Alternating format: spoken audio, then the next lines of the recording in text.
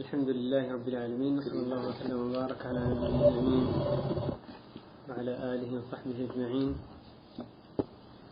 رب اشرح لي صدري ويسر لي أمري واحلل عقدة من لساني يفقهوا قولي.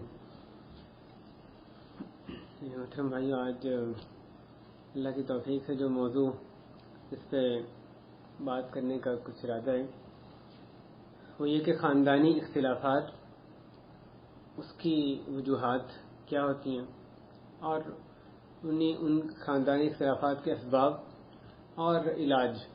اسباب بیان کرنے میں ضمنی طور پہ خود ہی علاج بھی ساتھ ذکر ہو جاتا ہے. تو اس سے پہلے سب سے پہلے ہم بعض احادیث جو کہ صلہ رحمی کے حوالے سے، یعنی ایک خاندان کو ملا کر رکھنے کے حوالے سے، خاندان میں رابطہ قائم رکھنے کے حوالے سے جو حدیث آئی ہیں وہ اختصار کے ساتھ یہ جو کتاب صحیح الترغیب و ترہیب، شیخ اصل میں الترغیب و ترہیب جو کتاب ہے یہ حافظ منذری کی لکھی ہوئی ہے. اس میں شیخ البانی رحمہ اللہ نے اس کو 2 حصوں میں صحیح اور ضعیف میں تقسیم کیا ہے. 3 جلدیں صحیح کی ہیں اور 2 جلدیں جو ہے وہ ضعیف کی ہیں. تو جو اس کتاب کا نام ہے صحیح الترغیب و ترہیب. ترغیب و ترہیب میں جو صحیح احادیث کا جو مجموعہ اس میں سے علیحدہ کی گئی ہیں، اس میں سے یہ دوسری جلد ہے. تو اس میں یہ پوری کتاب جیسا کہ نام سے ظاہر ہے الترغیب و ترہیب، اس پوری کتاب میں سارے جو ابواب ہیں 100% وہ اسی طرح ہی قائم کیے جاتے ہیں. امام منذری نے ان کو ایسے ہی لکھا کہ ترغیب اس چیز میں ترغیب، اس چیز میں ترہیب. ترغیب یعنی رغبت دلانا اور ترہیب ڈرانا. تو فلاں چیز میں ترغیب، فلاں چیز سے ترہیب. پوری کتاب کے جو تمام ابواب ہیں اسی طرح ہی مرتب کیے گئے ہیں. اس میں کتاب البر والصلہ جو ہے اس کے اندر ایک باب ہے الترغیب فی صلۃ الرحم وان قطعت والترہیب من قطعها، کہ صلہ رحمی کی ترغیب چاہے اس کو کاٹا جائے، یعنی توڑا جائے دوسری جانب سے، اور اس کو کاٹنے سے ترہیب. قطع رحمی، کاٹنے سے مراد رشتوں کو کاٹنا، رشتوں کو خراب کرنا. قطع رحمی سے ترہیب. یہ ان احادیث کو مکمل طور پہ اگر جیسے تشریح کے ساتھ پڑھا جائے تو یقیناً وہ ایک مستقل موضوع ہے، خاصا طویل ہو جائے گا. لیکن یہاں پر میں بالکل اختصار کے ساتھ یا ان میں سے جو یعنی محل استدلال جو یعنی موضوع سے متعلقہ جو حصہ ہے اس حدیث کا، ہر حدیث کا، اس کو کوشش کروں گا کہ سامنے رکھوں. اس کی بنیادی جو وجہ یہاں رکھنے کی ہے کہ اس سے پہلے کے خاندانی اختلافات کے بارے میں ہم بات کریں. پہلی چیز یہ ہے کہ کیا یہ واقعی اہم ہے کہ خاندان میں اختلافات نہ ہوں؟ یہ کیا واقعی سنگین مسئلہ ہے اختلافات کا ہونا؟ تو اس لیے پہلے ہم ان حدیث کو جانیں گے. یقیناً صلہ رحمی کے حوالے سے ہم نے پہلے بھی سنا ہے، لیکن ذکر فإن الذکریٰ تنفع المؤمنین، یاد دہانی مومنین کو فائدہ دیتی ہیں. تو اس میں جو احادیث آئی ہیں اس میں پہلی حدیث، میں مکمل حدیث نہیں بلکہ حدیث کا ترجمہ پہ اتفاق کروں گا، اس میں بھی جو صرف سبق سے متعلق حصہ ہے اس پہ. تو اس بارے میں نبی صلی اللہ علیہ وسلم فرماتے ہیں وَمَنْ كَانَ يُؤْمِنُ بِاللَّهِ وَالْيَوْمِ الْآخِرِ فَلْيَصِلْ رَحِمَهُ، اور جو شخص اللہ پر یوم آخرت سے ایمان رکھتا ہو اس کو چاہیے کہ اپنے رشتوں کو جوڑے، صلہ رحمی کرے. دوسری حدیث، جو شخص یہ پسند کرے کہ اس کے رزق میں کشادگی ڈال دی جائے، کشادگی آ جائے اور اس کی عمر دراز ہو جائے، تو اس کو چاہیے صلہ رحمی کرے. صلہ رحمی کے حدیث میں 2 فائدے ذکر کیے گئے. دوسری بات بھی کچھ الفاظ کے فرق کے ساتھ اسی معنی کی ہے. اگلی حدیث، اپنے انساب کو، اپنے نسبوں کو اس قدر سیکھو جس کے ذریعے تم اپنے رشتوں کو جوڑ سکو، جس کے ذریعے تم صلہ رحمی کر سکو. کیونکہ صلہ رحمی یہ گھر والوں میں محبت پیدا کرتی ہے اور مال میں اضافے کا باعث ہے، رزق کی کنجی ہے اور عمر کو دراز کرتی ہے. اگلی حدیث ایک خود خثعم قبیلہ خثعم کا ایک صحابی وہ کہتے ہیں کہ میں نبی صلی اللہ علیہ وسلم کے پاس آیا اور آپ اپنے صحابہ کے ایک گروہ کے ساتھ تشریف فرما تھے، تو میں نے کہا کہ آپ یہ دعویٰ کرتے ہیں کہ آپ رسول اللہ ہیں؟ تو انہوں نے کہا جی ہاں۔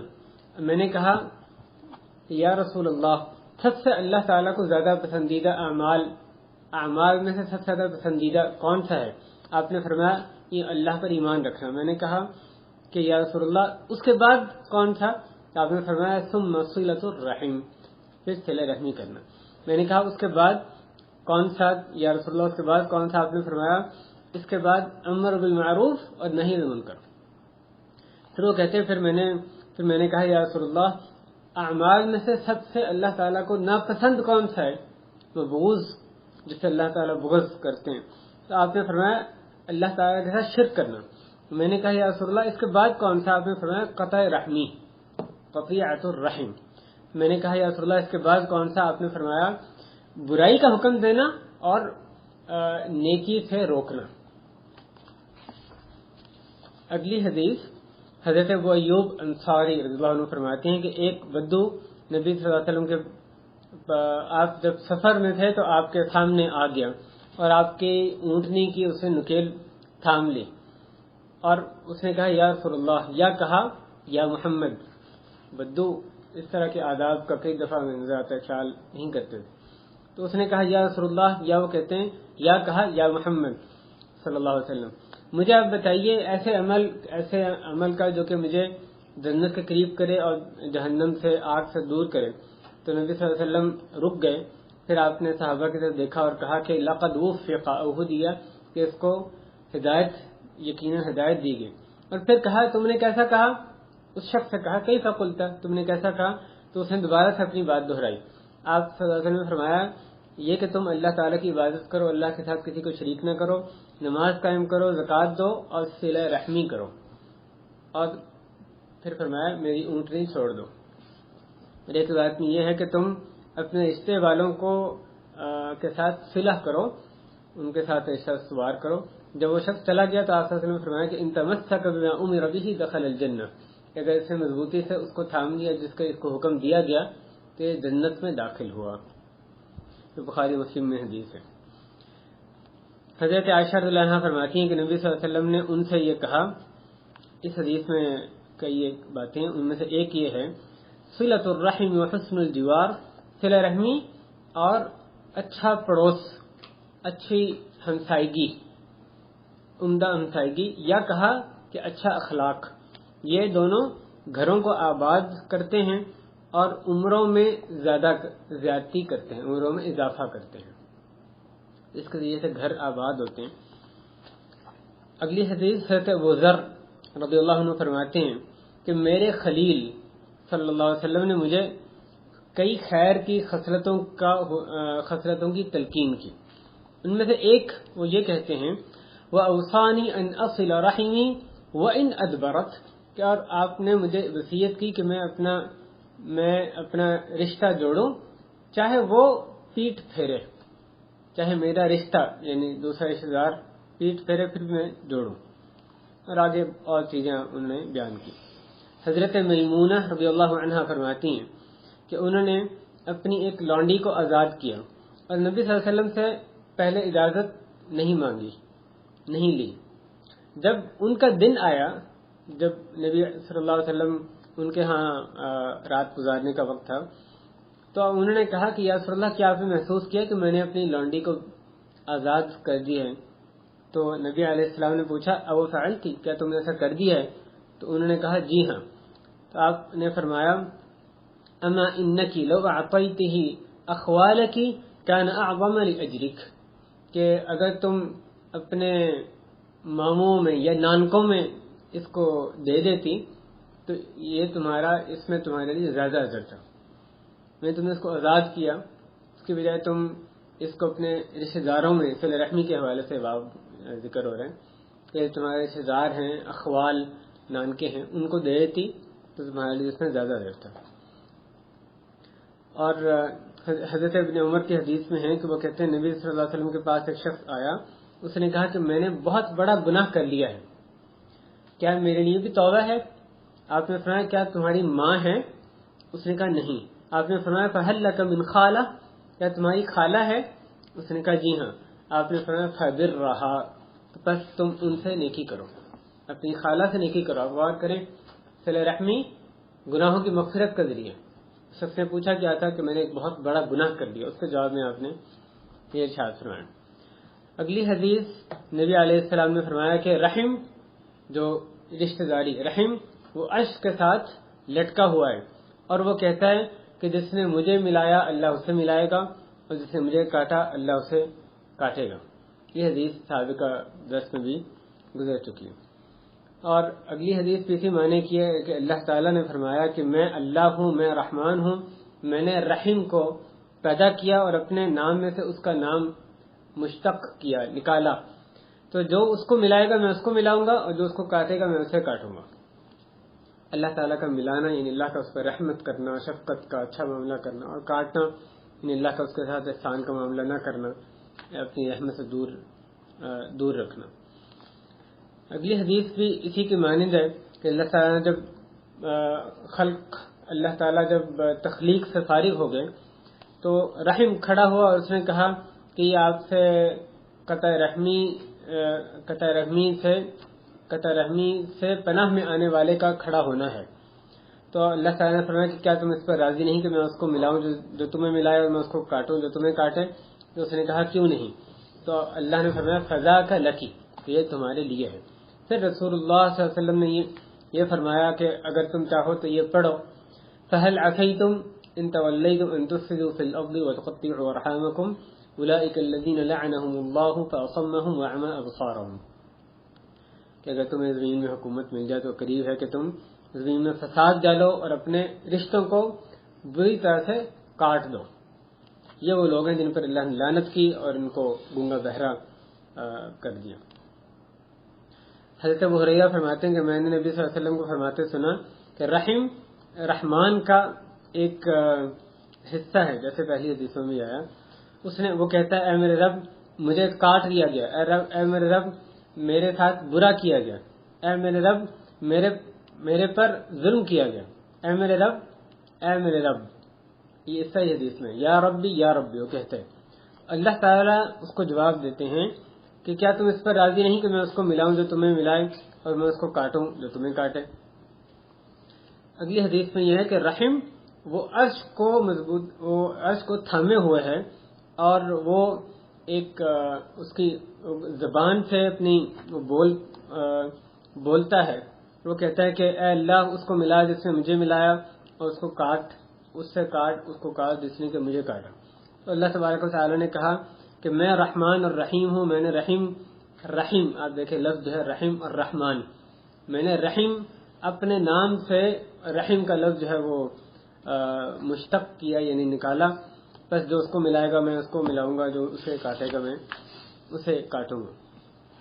اگلی حدیث میں آتا ہے کہ سب سے بڑا سود وہ یہ ہے کہ تم اپنے مسلمان بھائی کی جو عزت ہے اس کو بغیر حق کے اس کو خراب کرو، اور یہ رحمان کا حصہ ہے، جس نے اس کو کاٹا اللہ تعالیٰ نے اس پر جنت حرام کر دی۔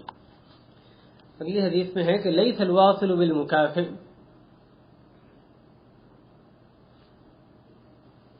کہ صلہ رحمی کرنے والا وہ نہیں جو کہ مکافات میں بدلے میں صلہ رحمی کرتا ہے، بلکہ صلہ رحمی کرنے والا وہ ہے جو کہ اس کے ساتھ اس کا رحم جب کاٹا جائے تو اس کو جوڑے۔ اگلی حدیث حضرت ابو ہریرہ فرماتے ہیں کہ ایک شخص نے کہا یا رسول اللہ میرے کچھ رشتے دار ہیں جن سے ملتا ہوں وہ مجھ سے کرتے ہیں، اور میں ان کے ساتھ احسان کرتا ہوں مجھ سے برا کرتے ہیں، میں ان کے ساتھ بزداری کا مظاہرہ کرتا ہوں وہ میرے ساتھ جہالت کرتے ہیں۔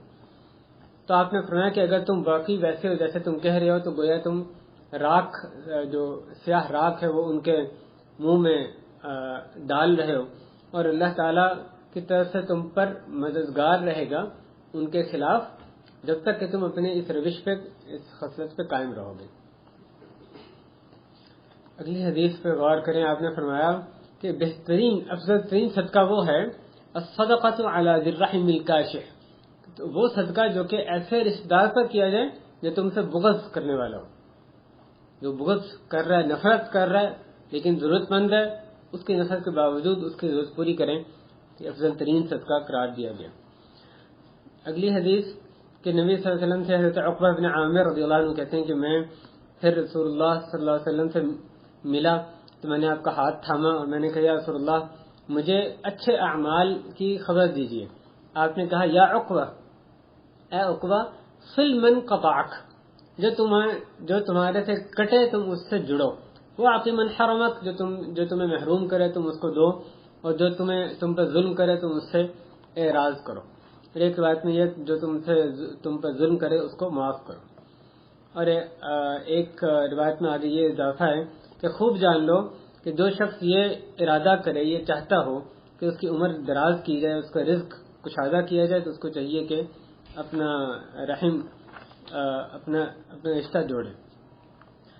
قطع رحمی کے حوالے سے اس دنیا میں عذاب کے حوالے میں رسول کریم علیہ الصلوۃ والسلام فرماتے ہیں کہ کوئی ایسا گناہ نہیں جو کہ اس بات کا حقدار ہو کہ اللہ تعالیٰ اس کے کرنے والے کو اس دنیا میں جلدی سزا دے دے، اس سزا کے علاوہ جو کہ آخرت میں اس کے لیے محفوظ کر رکھی ہے، ظلم اور قطع رحمی سے. اور ایک روایت میں یہ کہ قطع رحمی خیانت اور جھوٹ سے، یعنی اسی میں آگے یہ ان گناہوں کا ذکر ہوا. اور اس روایت میں آگے یہ فرمایا گیا کہ سب سے جلدی جو نیکی ہے جس کا کہ ثواب ملتا ہے وہ صلہ رحمی ہے. یعنی آخرت میں ایک طرف قطع رحمی کا گناہ جو سزا ہے وہ دنیا میں جلدی ملتی ہے، اسی طرح صلہ رحمی کا جو جزا ہے آخرت سے پہلے دنیا میں اللہ تعالیٰ جلدی عطا فرما دیتے ہیں. اور آگے فرمایا حتی ان اہل البیت لیکونون فجرہ، حتیٰ کہ ایک گھر والے فاجر ہوتے ہیں، اللہ تعالیٰ کی معصیت کھلم کھلا کر رہے ہوتے ہیں، اللہ کے نافرمان ہوتے ہیں، لیکن ان کے مال وہ نشو نما پاتے ہیں، ان کی تعداد زیادہ ہو جاتی ہے. اذا تواصلوا، اگر وہ صلہ رحمی کرتے ہیں، یعنی جو بندہ اللہ کا نافرمان ہے وہ بھی صلہ رحمی کر رہا ہے، اللہ تعالیٰ دنیا میں اس کی بھی جو جزا ہے وہ دنیا میں اس کو عطا فرمائیں گے اس کے دیگر نافرمانیوں کے باوجود. اور ایک بات میں الفاظ ہے وما من اہل بیت یتواصلون فیحتاجون. غور کریں رزق کی کنجی کیسے بتائی گئی ہے صلہ رحمی، کہ کوئی ایسے گھر والے نہیں ہیں جو کہ صلہ رحمی کریں اور پھر محتاج ہوں، پھر محتاج ان کو حاجت فقر و فاقہ لاحق ہو جائے. اگلی حدیث بنی آدم کے اعمال ہر جمعرات کو جمعے کی رات پیش کیے جاتے ہیں. فلا يقبل عمل قاطع رحم، تو قطع رحمی کرنے والے کا عمل قبول نہیں کیا جاتا. نبی صلی اللہ علیہ وسلم فرماتے ہیں کہ 3 لوگ جنت میں داخل نہیں ہوں گے. وہ شخص جو کہ شراب کے نشے کا عادی ہو، اور قطع رحمی کرنے والا، اور جادو پر یقین کرنے والا، مصدق بالسحر. اور ایک حدیث میں الفاظ ہے کہ لا يدخل الجنت قاطع، کہ قطع رحمی کرنے والا جنت میں داخل نہیں ہوگا. یہ سب احادیث ہیں، ان کی جو فضیلت ہے اس میں یقیناً یعنی اس کی تشریح میں اور بھی تفصیلات آ سکتی ہیں، لیکن اس کی بعض احادیث ان کا اشارہ ان کی طرف ان کا جو ریفرنس وہ آگے جب ہم اسباب کا ذکر کریں گے اس میں بھی آئے گا. صلہ رحمی کن لوگوں کے ساتھ؟ جی ویسے وہ میں نے پوائنٹ یہ صلہ رحمی یعنی اس کے جو اسباب جس کی وجہ سے اتنی احادیث اس کے بارے میں آئیں، اس کے باوجود یہ شکایت بہت ہی عام ہے یہ معاشرے میں، یہ جو عام چلن ہے کہ خاندان پھر بھی آپس میں کٹ رہے ہیں اور ان کے قطع رحمی ہو رہی ہے، رشتے جو ہیں ٹوٹ رہے ہیں. اور ہمارے معاشروں میں پہلے سے کہیں زیادہ یہ بیماری جو ہے وہ نظر آنے لگی ہے. اس کی ایک وجہ یقیناً یہی ہے جو واضح مسئلہ میں اس کا ذکر کیا کہ انسان کو اس کا علم ہی نہیں ہوتا کہ میں نے صلہ رحمی کرنی کس سے. اگر وہ اپنے ماں باپ بہن بھائیوں سے کر رہا ہے تو وہ سمجھتا ہے کہ میں نے جن سے کرنی تھی ان سے کر لی، اور اس کے آگے کسی اور کے ساتھ ضروری نہیں ہے. تو صلہ رحمی کن کے ساتھ ضروری ہے؟ اپنے والدین ہیں، اپنے والدین، ان کے والدین، اور اسی طرح اپنی اولاد، ان کی اولاد، اور اپنے بہن بھائی، ان کی اولاد اور اپنے جو والدین ہیں یا ان کے والدین ان کے بہن بھائی، یہ سب تو محرم رشتے ہیں. اور یہ یقیناً جو محرم رشتے ہوتے ہیں وہ غیر محرم سے صلہ رحمی میں پہلے آتے ہیں. اور اس کے بعد دوسرے نمبر پہ ان میں بھی یقیناً درجہ بدرجہ، یعنی جتنی صلہ رحمی یقیناً والدین کے ساتھ ضروری ہے اتنی کسی اور کے ساتھ نہیں. جتنی اپنے بہن بھائیوں کے ساتھ ضروری ہے اتنی ماں باپ کے بہن بھائیوں کے ساتھ نہیں. تو ان میں بھی یعنی درجات ہیں، جتنا قریب رشتہ ہوگا اتنی زیادہ اس کے ساتھ صلہ رحمی جو ہے وہ لازمی ہے. اور پھر آپ دیکھیں اس میں والدین کے بہن بھائی بھی آتے ہیں اور ان کے والدین کے بہن بھائی بھی شامل ہیں، جو کہ عام طور پہ یعنی آدمی اپنی زندگی میں وہ بھی حیات ہوتے ہیں، لیکن عموماً معاشرے میں نظر آتا ہے کہ ان کی طرف بہت ہی زیادہ غفلت ہوتی ہے. اپنے چچا ماموں پھپھو خالہ ان سے آدمی مل بھی رہا ہو، لیکن اپنے دادا دادی نانا نانی ان کے جو بہن بھائی ہیں وہ بھی اس کے چچا ماموں پھپھو خالہ ہی قرار پائیں گے، شرعی طور پہ ان پہ بھی وہی تعریف آتی. تو ان کے ساتھ صلہ رحمی کرنا یہ تو ایک یعنی بہت دور کی چیز سمجھی جاتی ہے. نہ ہی وہ ایکسپیکٹ کر رہے ہوتے ہیں، کیونکہ معاشرے میں ایک عام یعنی مفہوم یہی ہے کہ بھی اس رشتے میں اتنا دور کا رشتہ، اس میں کون سے صلہ رحمی ہے. تو لیکن وہ بھی قطعی طور پہ یعنی لازماً وہ صلہ رحمی میں شامل ہے. اور پھر ان محرم رشتوں کے بعد جو اگلے درجے میں آتے ہیں وہ جو کزنز ہیں وہ آتے ہیں، یعنی اپنے بہن بھائیوں کے جو یعنی اپنے جو والدین کے بہن بھائی ان کی اولاد، یا اسی طرح اس کے بعد جو اپنے دادا دادی نانا نانی ان کے بہن بھائی ان کی اولاد وہ بھی اس کے اندر شامل ہیں. تو یہ لوگ ہیں جو کہ صلہ رحمی میں آتے ہیں، یعنی جو کہ رحم کے ذریعے جن سے تعلق ہوتا ہے. رحم رشتہ، خونی رشتہ جس کو بعض اوقات کہتے ہیں. باقی جو جہاں پہ سسرالی رشتہ ہوتا ہے یا اسی طرح چاہے اپنی شادی کے ذریعے ہو یا اپنے یعنی فروع یا اصول اپنے ماں باپ یا اپنی اولاد ان کی شادی کی وجہ سے آگے جو رشتے بنتے ہیں تو ان کے ساتھ صلہ رحمی کا تعلق آدمی کا نہیں ہوتا. اسی طرح جو رضاعت کے ذریعے سے رشتے یعنی قائم ہوتے ہیں، جن کے محرمیت جو محرم بنتے ہیں، ان کے ساتھ بھی صلہ رحمی نہیں ہوتی. ہاں دیگر اعتبارات سے ان سے حسن سلوک ایک الگ بات ہے، لیکن جہاں تک صلہ رحمی کی تعریف ہے اس میں وہ نہیں آتے. اب ہم دیکھتے ہیں بعض دیگر اسباب، کچھ کا تو ذکر ہو گیا، یعنی کس وجہ سے جو خاندان ہیں ان میں اختلافات پیدا ہوتے ہیں، کٹ جاتے ہیں ایک دوسرے سے لوگ.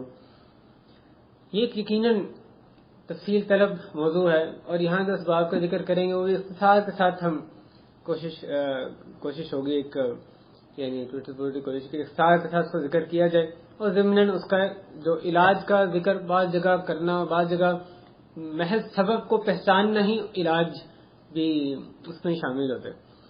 ایک وجہ یہ کہ اللہ تعالیٰ نے مزاج فطرتیں انسانوں کی مختلف بنائی ہیں. تو ایک بندہ جو اپنا ایک مزاج رکھتا ہے، اپنی اس کی طبیعت ہے، وہ یہ چاہے کہ باقی سارے بھی اسی کی طبیعت پر ہوں، اسی کے مزاج پر ہوں. یعنی جو اپنے دیگر رشتے دار ہیں وہ ان کے بارے میں کہے کہ وہ میری طرح سے کیوں نہیں سوچتا، اس کو میری پسند جو ہے وہ اس کی پسند کیوں نہیں. اس کی وجہ سے بھی یعنی جو اللہ تعالیٰ نے طبیعتیں مختلف بنائی ہیں اس کا اعتبار نہ کرنا، اس کی وجہ سے بھی آپس میں اختلافات نشوونما پاتے ہیں اور قطع رحمی ہوتی ہے. اور یہ جو ایک طبعی اختلاف ہے، ایک مزاج میں اختلاف ہوتا ہے، اس کو دشمنی کا باعث بنا لینا. تو ایک دوسرے کو یہ یعنی جگہ دینی چاہیے، اس کو ایک اسپیس دینی چاہیے کہ اللہ نے مختلف طبیعتیں بنائی ہیں تو دوسرے کی اور طبیعت اور ناپسند ترجیحات اس کی مختلف ہیں. دینی ترجیحات کی بات نہیں ہو رہی، جو ذاتی شخصی انسان کی بشر ہونے کے ناطے جو فطرت ہے اس کی بات ہو رہی ہے. اسی طرح ایک اہم بات جس کی وجہ سے قطع رحمی ہوتی ہے، ایک دوسرے کے ساتھ بدگمانی کرنا. دوسرا بعض کا جو اختلاف ہے اس کا ایک سادی سی بات پہ یا اس کے صرف مزاج کا اختلاف ہے، لیکن آدمی کہتا ہے اس نے اصل میں یہ کیا، اس لیے کیا، اس کی نیت پہ حملہ کرتا ہے. جبکہ بعض اوقات صرف اگر غلطی ہے بھی تو عمل کی غلطی ہوتی ہے، پیچھے نیت میں فطور نہیں ہوتا، غلط نہیں ہوتا. لیکن جو کام اگلا کر رہا ہے اور آپ کو پسند نہیں آ رہا تو اس کے پیچھے بدگمانی کہ یہ اس کی نیت اصل میں یہ اس کی وجہ سے بہت زیادہ اختلافات جنم لیتے ہیں اور قطع رحمی ہوتی ہیں. نبی صلی اللہ علیہ وسلم فرماتے ہیں ایاکم والظن فإن الظن اکذب الحدیث، کہ تم یعنی گمان کرنے سے بچو، کیونکہ گمان سب سے جھوٹی بات ہوتی ہے۔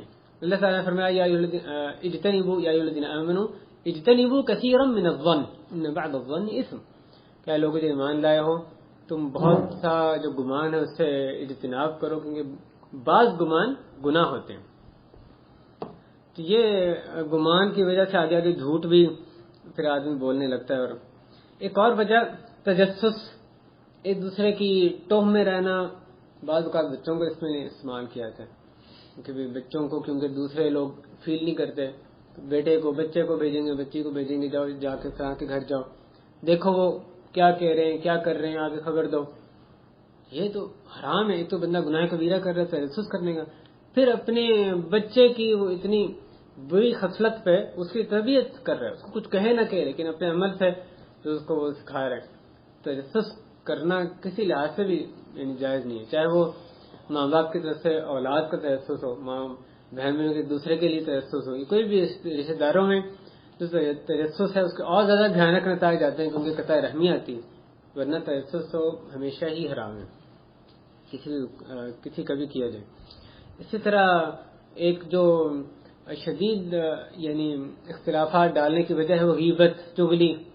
غیبت ایسا گناہ ہے، رشتوں میں اتنی غیبتیں ہمیں نظر آتی ہیں ایک دوسرے کی لوگ کرتے ہیں، اور جہاں پہ کہ یعنی اس کے لیے جسٹیفائی اس کو کیا جاتا ہے، بہانہ ایک طرح سے بنایا جاتا ہے کہ بھی مقصد تو غلط نہیں ہے، مقصد تو اصل میں نصیحت ہے، مقصد اصلاح ہے، لیکن آپ دیکھیں تو مقصد اس کا ایک تسکہ پورا کرنا ہوتا ہے۔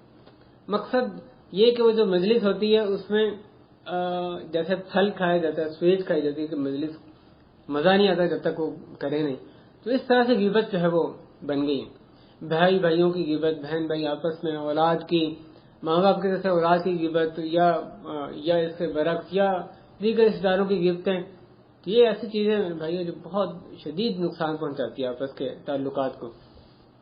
ہاں اگر واقعی نصیحت یعنی ایک بندے کو نصیحت آپ نہیں کر سکتے، آپ کی ایسی پوزیشن نہیں ہے، آپ کو سنتا نہیں ہے، آپ کسی اور کو اپروچ کرتے ہیں، کسی معتبر بندے کو، بڑے کو، کہ وہ جا کے تو اس کو نصیحت کرے جس میں ایک برائی آپ کو نظر آ رہی ہے، اگر یہ وجہ ہے تو ٹھیک ہے، یا اس کی اصلاح وہ بندہ کر سکتا ہے جس سے آپ بات کر رہے ہیں، مقصد یہ کہ فلاں یہ کر رہا ہے تو آپ اس کو جا کے سمجھائیں، آپ کے ذریعے اصلاح اس کی ہو سکتی ہے، تو یہ ممکن ہے۔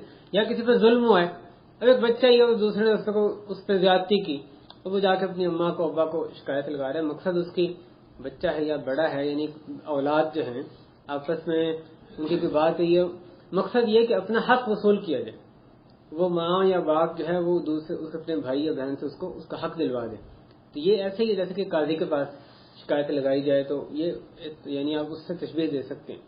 تو یہاں پر اس طرح کے مقاصد ہوں تو اجازت ہے، لیکن اس میں بہت زیادہ وسعت نظر آتی ہے، اور ان مقاصد، صحیح مقاصد کے نام پہ جو حرام غیبت ہے وہ بھی بہت زیادہ پھیلی ہوئی ہے، اس سے بہت بچ کے رہنا چاہیے۔ اسی طرح چغلی ہے، لا يدخل الجنت نمام، آپ سے فرمایا کہ چغل خور جنت میں داخل نہیں ہوگا، تو چغلی ہمیشہ ہی حرام ہے، لیکن جو گناہ کبیرہ ہے، لیکن رشتہ داروں میں چغلی، ایک کے پاس بات لڑائی دلوانے کے لیے دوسرے کے پاس بات، یہ جو ہے یہ اس کا دوہرا گناہ ہے، کیونکہ یہ چغلی کا بھی گناہ ہے اور قطع رحمی بھی اس کی وجہ سے آگے ہوتی ہے۔ ایک اور وجہ یہ کہ رشتہ داروں کے حوالے سے بلا تحقیق بات کرنا یا اس پہ یقین کر لینا، کسی کے بارے میں کوئی بات پتہ چلے تو یہ عام بات ہے کہ اس سے جس کے بارے میں بات پتہ چلی اس سے جا کے بیٹھ کے بات نہیں کرنی۔ کسی نے بات بتائی، اچھا یہ ہے، اسی سے آپ اور پوچھ رہے ہیں، اور ہو سکتا ہے اس کی آپس میں چپکلش ہو، ذاتی ناد ہو، یا کوئی غلط فہمی آپس میں ان کی ہو گئی ہے، تو اس کے چاہیے کیا تھا کہ جس کو بتائی جا رہی ہے اگر واقعی اصلاح کرنا چاہتا ہے، نصیحت خیر خواہ ہے، تو جس کے بارے میں بات کہی جا رہی ہے اس کے ساتھ جا کے بیٹھے، اس سے پوچھے، کلیریفائی کرے۔ ممکن ہے کہ کوئی عذر ہو اس کا، یا ویسے ہی غلط فہمی ہو، اور اگر واقعی پہ جینوئن بات ہے اس کو پہلے سمجھائے، یعنی براہ راست سے بات کریں۔ تو تحقیق کیے بغیر باتیں رشتوں کے بارے میں کرنا اور اس پر یقین کر لینا، یہ بھی ایک بڑی وجہ ہے قطع رحمی کی. ان جاءکم فاسق بنبأ فتبینوا، اللہ نے فرمایا اہل ایمان تمہارے پاس کوئی فاسق کوئی خبر لے کر آئے تو پہلے تحقیق کر لیا کرو. ایک اور وجہ یہ ہے کہ رشتے کاٹنے والے تو یعنی موجود ہوتے ہیں، کچھ ایسے دوسرے لوگ ہوتے ہیں جو کہ رشتوں کو جوڑ کے یعنی اپنے رشتوں کا خیال رکھتے ہیں، ان کو کاٹتے نہیں ہیں. لیکن جب کوئی اور دو بندے لڑائی کر رہے ہیں تو انہیں صلح کرانے کی بھی کوشش نہیں کرتے.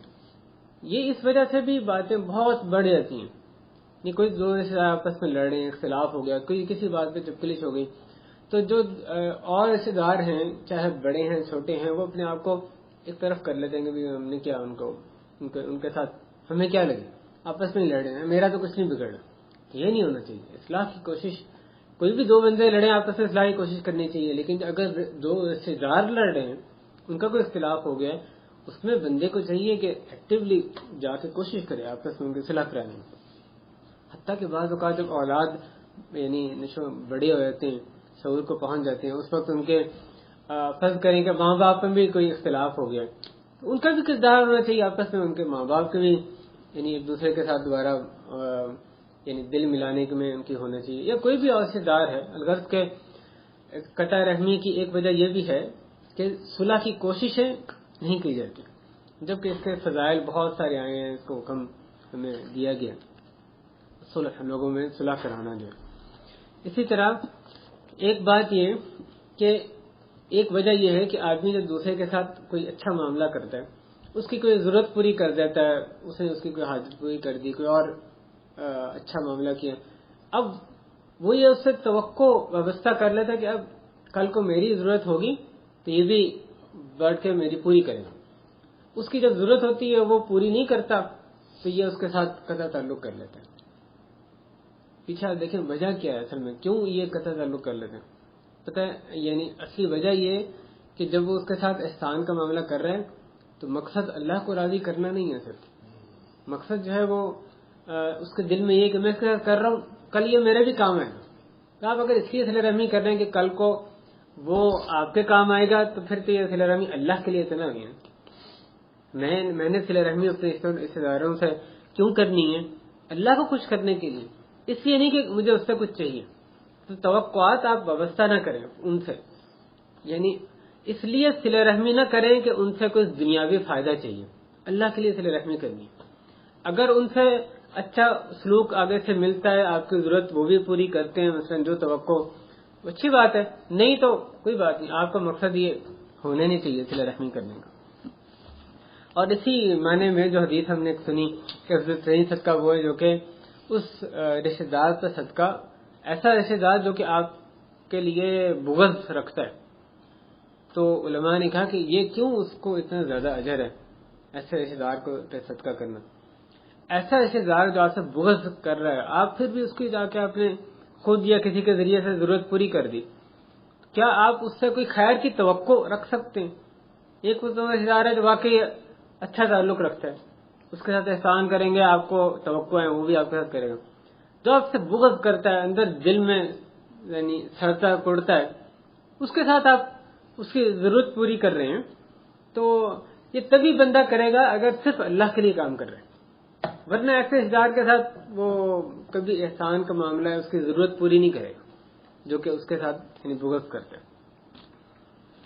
ایک اور وجہ آپس کے جو یعنی قطع رحمی کی کہ ایک دوسرے کے بعض اوقات جو چیز عاریتاً لیتے ہیں، دوسرے کی چیز لی کوئی استعمال کرنے کے لیے بوروں کی، چاہے وہ چھوٹی چیز ہے بڑی چیز ہے، کوئی سواری ہے یا کوئی سوئی دھاگا ہی کیوں نہیں، کچھ بھی جو یعنی مرد خواتین لیتے، کیونکہ وہ رشتے دار ہے اگلا، تو اس لیے اس کو امانت نہیں سمجھا جاتا. اس چیز کو مس یوز کیا جاتا ہے کہ بھی کیا ہو گیا، وہ اپنا بھائی ہے نا، اپنے ماموں ہیں جو بھی، اس کو مس یوز کیا جاتا ہے اور اس کو واپس لوٹانے میں بھی کوتاہی کی جاتی ہے. اور پھر کیا ہوتا ہے، اگلی دفعہ جب اس کو چاہیے تو وہ بندہ پھر 100 دفعہ سوچتا ہے کہ اس نے واپس تو کرنی نہیں ہے، اسے خراب کر دیں گے. تو یہ جو ایک امانت ہے اس سے لیے، چاہے وہ رشتے دار ہے، اس سے آپ نے جو لیا وہ امانت ہے، اس کا خیال کرنا، اس کو بطور امانت اس کی حفاظت کرنا، واپس کرنا، اس کو ایسا استعمال کریں جیسے آپ کی اپنی چیز ہے. ورنہ پھر ظاہر قطع رحمی یعنی نتیجہ بنتی ہے. بعض دفعہ دیکھنے میں یہ لگتا ہے کہ ایک سوئی دھاگے پہ جی آپس میں جو ہے بات چیت ختم ہو گئی. اصل میں ہوتا یہ نہیں کہ سوئی دھاگے کا مسئلہ نہیں ہوتا, مسئلہ اس کا ایک بہیویئر ہے, ایٹیٹیوڈ ہوتا ہے کہ وہ اس کی چیز لے کے لاپرواہی اختیار کر رہا ہے, امانت ادا نہیں کر رہا, اس کا دھیان نہیں کر رہا. تو اب آخر میں کوئی چیز سبب بنتی ہے ظاہری طور پہ کہ دیکھو یہ ایونٹ آیا جس کی وجہ سے آپس میں ان کے یعنی تعلقات جو ہے خراب ہو گئے. بہرحال ایک دوسرے کا مال چاہے رشتے دار ہے, اس کا مال میرے لیے, میرے بھائی کا مال میرے لیے حلال نہیں ہے, وہ میرا مال نہیں ہوگا. اس کے مال کی میں نے حفاظت کرنی ہے اگر وہ اس کے میں نے استعمال کرنے کے لیے. اسی طرح حدیث میں آتا ہے کہ لا يحل مال امرئ مسلم الا بطيب نفس منه, کسی مسلمان کا مال حلال نہیں ہے سوائے کہ اس کی خوش دلی کے ساتھ.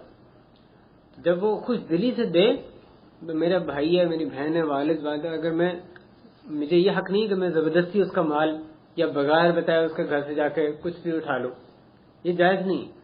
خوش دلی سے جب وہ عطا کرے تو میں لے سکتا ہوں, ورنہ مجھے اجازت نہیں ہے لینے کی. تو ورنہ یہی ہے کہ قطع رحمی پھر اس کا نتیجہ جو ہے وہ بنتی ہے. ایک حدیث میں خیر اس حدیث کا تذکرہ ہو چکا ہے کہ آپس میں جو یعنی حق مارا جاتا ہے اس کے کیا اس میں وعید ہے. ایک اور جو وجہ ہے قطع رحمی کی, وہ آپس کے تعلقات میں رسم و رواج, اس کا غلام بن کے رہ جانا. خاص طور پر مثلا کوئی شادی بیاہ ہے, کوئی اور ایسا ایونٹ ہے, اس میں جو ساری رسمیں رواج جس طرح سے ایک معاشرے کی جو یعنی بندش ہے اس کے مطابق بندے نے کرنا ہے. اور ایک دوسرے کے ساتھ تعلق وہ اس وجہ سے نہیں کہ دوسرے کے پاس دل چاہ رہا ہے جانا ہے, یا دوسرے کو اس لیے بلا رہے ہیں کہ واقعی اچھا تعلق ہے, محبت ہے. وہ بس ایک جو شریعت کے مخالف رسم و رواج ہیں اس پہ بھی آدمی نے آنکھیں بند کر کے اس پہ چلنا ہی چلنا. اور پھر کیا ہوتا ہے کہ جی یہ جو رسمیں ہیں یعنی یہ طاغوت کی طرح بن گئی ہیں معاشرے میں, جس نے ان کو توڑا تو بس اس کی تو خیر نہیں, چاہے وہ باقی اچھا تعلق اس نے رکھا ہوا ہو, صلہ رحمی میں خیال کر رہا ہے, لیکن اس نے کیونکہ وہ خاص جو رسم و رواج ہے اس کو فالو نہیں کیا تو دوسرا جو اس کے ساتھ وہ یعنی قطع تعلق کر لیتے. چاہیے کیا کہ خلوص کے ساتھ سادگی اپنائیں, سنت کو اختیار کریں, آپس میں بے تکلفی ہونی چاہیے, تکلفات میں مبنی رسم و رواج ان کو چھوڑیں. ان کو چھوڑنا شروع میں ایک مشکل ہوتا ہے, لیکن اصل میں تو وہی تعلقات مطلوب ہیں جو بغیر بناوٹ کے سادگی کے ساتھ بلا تکلف ایک دوسرے کے ساتھ جو تعلقات ہیں وہی مطلوب ہیں, وہی قائم رہ سکتے ہیں, دل نہیں ہوتے. ایک اور وجہ میں نے بھائیوں یہ ہوتی ہے کہ انسان کی جو اندر کی انا ہے کہ میں انا, کہ وہ کہے کہ فلاں نے مثلا یہ کیا تو اس نے, میں اس کے ساتھ گھر گیا, اس نے مجھے وہ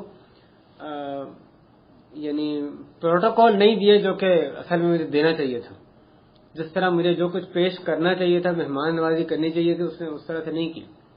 اس طرح سے کوئی اس کا اپنا ایونٹ ہے مثلا, اس نے اس کو نہیں بلایا, کہ اس نے نہیں بلایا اس کا مطلب بس آئندہ میں بھی اس کے ساتھ ایسے کروں گا. یعنی اپنی جو اس طرح سے آدمی تکبر آ جائے, بڑا بننے لگے کہ دیکھو اس نے میرے ساتھ, اس کو میرے ساتھ یہ کرنا چاہیے تھا تو اس نے نہیں کیا, اس وجہ سے تو تعلقات بہت خراب ہوتے ہیں. آدمی جب نیچا بن کے رہے, تواضع اختیار کرے, تو اللہ تعالیٰ اس کو بلند کرتے ہیں, اس کو رفعت عطا کرتے ہیں. جیسے نبی صلی اللہ علیہ وسلم اس بات پہ قسم کھائی, ما تواضع احد للہ الا رفعہ اللہ. اللہ کے لیے جب بھی کوئی بندہ عاجزی انکساری اختیار کرتا ہے اللہ اس کو بلند کرتے ہیں. اگر آپ اس طرح سے حق لے رہے ہیں کہ بھائی اس کو مجھے کرنا چاہیے تھا کیوں نہیں کیا, جا کے اس کو بول بال رہے ہیں اور اونچی آواز, ایسے میں اس نے آپ کو آپ کی جو رغبت ہے پوری کر بھی دی تو اس لیے نہیں کرے گا کہ آپ کے ساتھ کچھ اچھے تعلق ہے, وہ آپ کے شر سے بچنے کے لیے وہ کر رہے ہیں. اس کا کیا فائدہ پھر, محبت تو نہیں اس طرح آپس میں آئیں گی, قطع رحمی, دل دور ہوں گے. تو آپس میں تعلقات جو ہیں اس میں آدمی کو عاجزی انکساری اختیار کرنی چاہیے, اور اسی میں آدمی کی یعنی بڑائی ہے.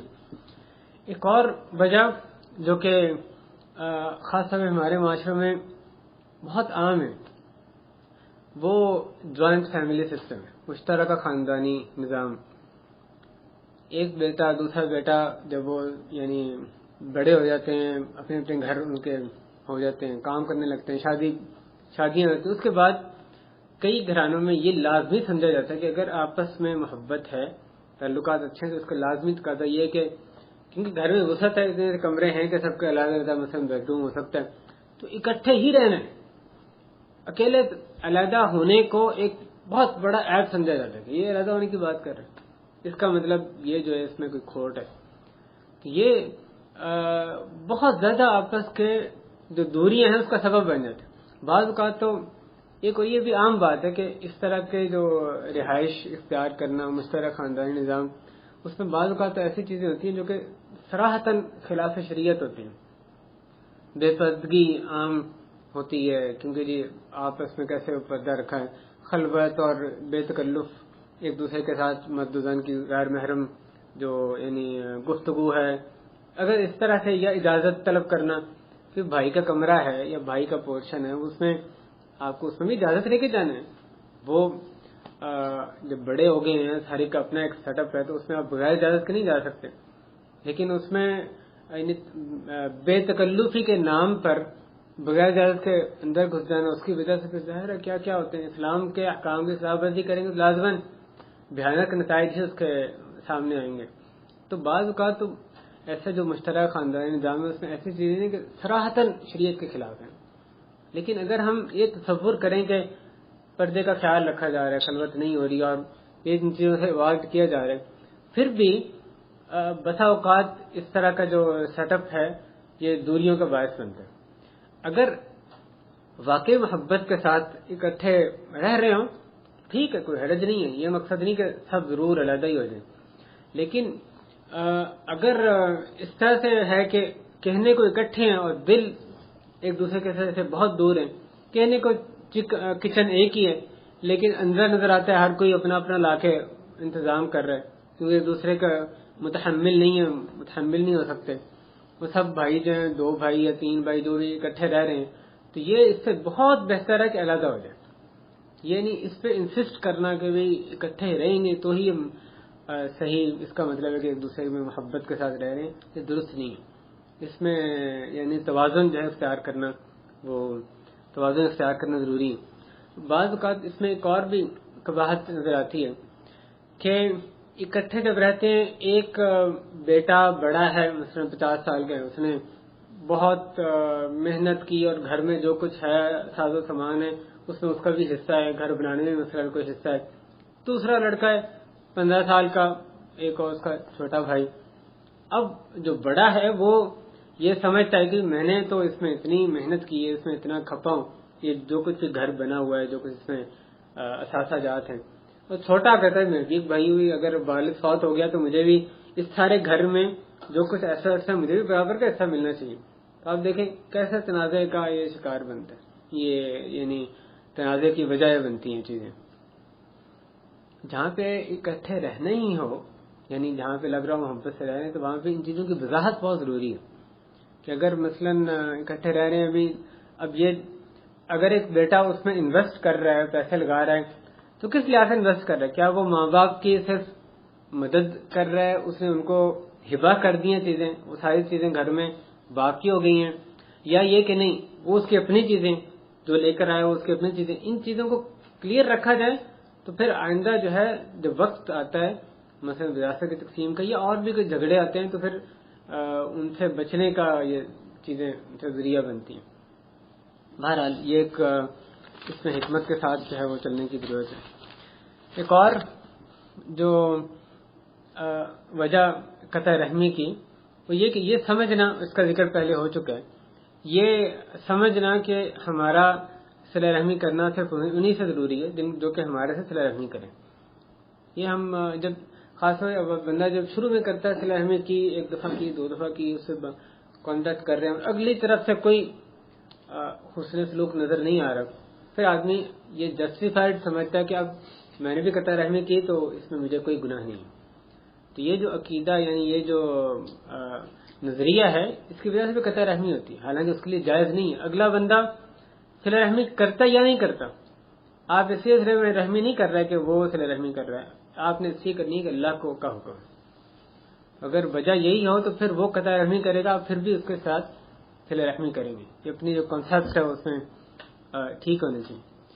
ایک بات یہ بھی یعنی قطع رحمی کا سبب ہوتا ہے کہ اب بندے کا کسی ایک اور جو رشتے دار ہے اس نے آپ کے ساتھ برا سلوک کیا ہے، اس کو برداشت کر رہے ہیں، اس کے ساتھ حسن سلوک کر رہے ہیں، لیکن اس کے برے سلوک کا دیگر رشتے داروں میں جا کے خوب چرچا کر رہے ہیں.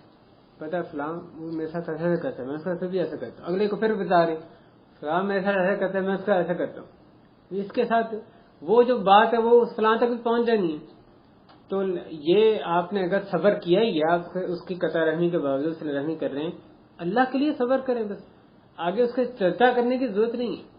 اس کو آگے اس کے جو برائیاں ہیں وہ دیگر رشتے داروں میں نہ کریں. اسی پر ہم اتفاق کرتے ہیں.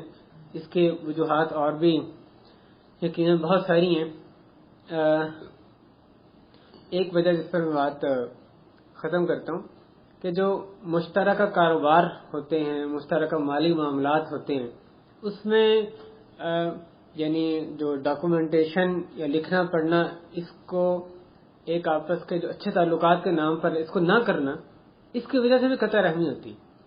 آپس کا مشترکہ مثلا کاروبار ہے، شراکت داری ہے، کوئی مزاربت ہے، یا باپ کے کا کام ہے، اس کے ساتھ ایک بیٹا کام کر رہا ہے. اب یہ کلیئر کیا ہی نہیں کہ بھئی یہ بیٹا جو ہے اس کو اجرت پہ کر رہا ہے، شراکت داری پہ کر رہا ہے، یا ایک احسان کے طور پہ بغیر معاوضے کے وہ باپ کے ساتھ ہاتھ بٹا رہا ہے. تو اگر یہ چیزیں کلیئر نہ کی جائیں، خاص طور جو مالی معاملات ہیں، تو وہ بھی بہت زیادہ آپس کے جو تعلقات خراب کرنے کا باعث بنتی ہے. جب خرابی ہوتی ہے اس وقت بہت دفعہ وقت گزر چکا ہوتا ہے کہ آپ کہیں گے اچھا اور دیکھیں اصل میں کیا تھا معاملہ، وہ بندہ ہی دنیا سے جا چکا ہوتا ہے. تو اس طرح کے جو آپس میں فیملی میں بھی لین دین ہو، چاہے آپ نے کسی کو قرض دیا ہے یا شراکت داری ہے، کوئی مالی معاملات، خاص طور مالی معاملات، اس میں محکموں میں بہت معاملات اصل میں رشتے داروں میں جو معاملات ہیں وہ آتے ہیں کیونکہ آپس میں یعنی کوئی مفاہمت نہیں ہوتی کہ تحریری چیزیں، کوئی عقد کچھ نہیں ہوتا. لیکن یہ اپنا بھائی ہے، اس کو کچھ لکھیں. بھائی کو قرض دیا ہے، بھائی سے شراکت داری ہے، یا والد ہے، یا جو بھی رشتے دار ہے، تو اس کے ساتھ کیا لکھنا پڑنا. اللہ نے جو حکم دیا لکھنے کا وہ ویسے ہی رشتے داروں میں ویسے ہی منطبق ہے جیسے کہ غیر رشتے داروں ہیں. اس کے علاوہ بھی میرے بھائیوں بعض کئی یعنی اس کے وجوہات ہیں، اسی پر اتفاق کرتے ہیں. یہاں مراد یعنی مقصد کہنے کا ایک بعض چیزوں کی طرف نشاندہی ہے، ورنہ یہ مقصد یہ نہیں ہے، نہ ہی دعویٰ ہے کہ سارے جو اسباب ہیں ان کو یہاں پر سمیٹ دیا جائے. تو صلہ رحمی کی اہمیت شروع میں ہم نے وہ دیکھی، اور بعض اسباب جو کہ اس کو کاٹنے کا ذریعہ بنتے ہیں، ان اسباب کو جاننا ہی اصل میں ان کا علاج بھی ہے. اللہ تعالیٰ ہمیں اپنے رشتوں کو جوڑنے والا بنائے. قطع رحمی کا جو کبیرہ گناہ ہے اللہ تعالیٰ ہمیں اس سے بچا کے رکھے، اور جو ماضی میں غلطیاں ہوئیں اللہ تعالیٰ اس سے ہمیں توبہ کرنے کی توفیق دے. اپنے ذہن میں آپ سوچیں کون سا ایسا کوئی رشتہ دار ہے جس کا عرصہ ہو گیا کبھی کانٹیکٹ نہیں کیا. بعض ہو تو عید پہ ایک فون کر کے ہم سمجھتے ہیں ہمیں صلہ رحمی کا حق ادا کر دیا، بس باقی سارا سال کچھ نہیں، 2 عیدوں میں کر لیا، یا کوئی مر گیا جی گیا زندہ ہو گیا، بس صلہ رحمی پوری. یہ اس وجہ سے بھی قطع رحمی ہوتی ہے. آدمی کو یعنی اس قدر پہ ہی بس اتفاق کرتا ہے، وہ سمجھتا ہے صلہ رحمی پوری ہوگی. تو آپ سوچیں کہ ایسا کون سا رشتہ ہے جو کہ کٹا ہوا ہے، جو کہ بہت دیر سے آپ اس کے ساتھ کبھی صلہ رحمی ہوئی نہیں، کانٹیکٹ ہی نہیں ہوا، یا آپس میں بغض عداوت بھری ہوئی ہے. تو یہی تہیہ کریں کہ یعنی ہر کوئی اپنے اندر یہ تہیہ کرے کہ اس رشتے کو جوڑنا ہے، ہم نے اس سے توبہ کریں، اس کے ساتھ جڑیں، دوبارہ سے بحال کریں. اور جو پہل کرتا ہے وہی بہتر ہے. وہ دو رشتے دار میں آپس میں چپکلش ہے، جو پہل کرے گا اس کو یقیناً زیادہ اجر ملے گا. آپ پہل کریں، کوشش کریں اس کے ساتھ رشتے استوار کرنے کی. کتنی 4 دن کی زندگی ہے، اس کے بعد آنکھیں بند ہو جانی ہے. اللہ تعالیٰ سے اجر کی امید رکھیں. اللہ تعالیٰ ہمارا بیٹھا مبارک کرے، کہنا سننا قبول کرے، غلطی کو معاف فرمائے، اور اپنے رشتے داروں کے حقوق پہچاننے ادا کرنے والا بنائے. ہمارے والدین پہ اللہ تعالیٰ رحمت فرمائے، مغفرت کرے، ان کی جو ان میں سے حیات ہیں ان کی زندگی میں برکت دے، اپنی اطاعت پر ان کی زندگی دراز کرے. ہمیں اپنے والدین کے اور درجہ بدرجہ جو دیگر رشتے دار ہیں ان کے حقوق پہچاننے کی توفیق دے، ادا کرنے والا بنائے. خود بھی اس سبق کو ہم یاد رکھیں، آگے بھی اپنی نسل کو، دیگر احباب کو بھی اس کی تلقین کریں، صلہ رحمی کی طرف توجہ دلائیں، اسباب کو ختم کرنے کی کوشش کریں جو قطع رحمی کا باعث بنتے ہیں۔ اہل خانہ کے لیے بھی دعا ہے کہ اللہ تعالیٰ ان کے رزق میں اہل و عیال میں برکت عطا فرمائے، اس گھر میں اس گھر کو مبارک کرے۔ ہم سب کے جو اولاد اللہ نے ہمیں دی ہے، اللہ ہماری اولاد کو نیک بنا دے، ہماری آنکھوں کی ٹھنڈک بنا دے، ہمارے لیے دنیا و آخرت کا ساتھا ان کو بنا دے، ہماری ان درجات کی بلندی کا ذریعہ بنا، ہمارے لیے ان کی تربیت کرنا اللہ آسان فرما دے۔ ہمیں اللہ تعالی ہمیں اپنے والدین کے لیے صدقہ جاریہ بنائے، اللہ اس مجلس کو مبارک بنا، دین پر عمل کی توفیق عطا فرما۔ صلی اللہ علیہ نبینا محمد وعلی آلہ وصحبہ اجمعین، الحمد للہ رب العالمین۔ جزاک اللہ خیر۔